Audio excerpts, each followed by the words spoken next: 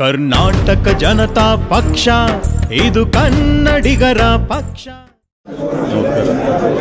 ಶ್ರೀ ಗುರುನ ಚಿತ್ತಾಪುರ ಕ್ಷೇತ್ರದಿಂದ ಸ್ಪರ್ಧೆ ಮಾಡ್ತಾ ಇದ್ದೇನೆ.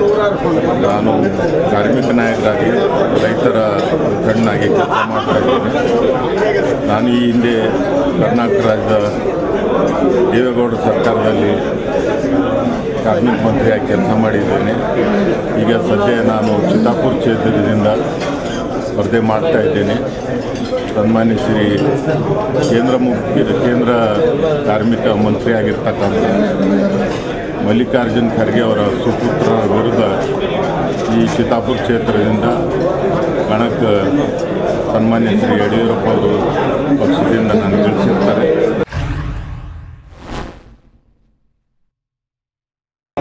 ತಂದೆ ಹಾಗೂ ಮಕ್ಕಳ ಒಂದು ಪರಂಪರೆ ಏನಿದೆ ರಾಜಕೀಯದಲ್ಲಿ, ಅದರ ವಿರುದ್ಧವಾಗಿ ಈ ಜನತೆ, ಚಿತ್ತಾಪುರ ಕ್ಷೇತ್ರ ಜನತೆ ನನ್ನನ್ನು ಗುರುತಕ್ಕಂಥ ಏನು ಶಕ್ತಿ ನಿರ್ಮಾಣ ಮಾಡಿದ್ದಾರೆ.